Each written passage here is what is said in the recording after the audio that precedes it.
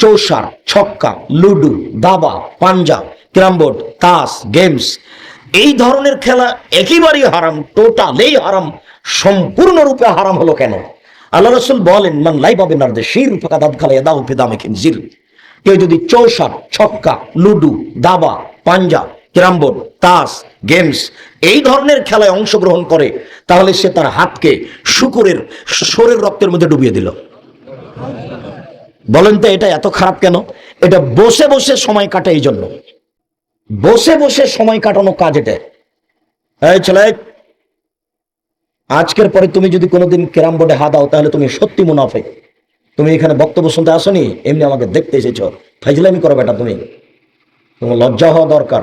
মুরব্বী আপনারা সাক্ষী থাকবেন, এই মুনাফিক যেন আর কোনোদিন এতে ক্যারাম বোর্ডে হাত না লাগায়।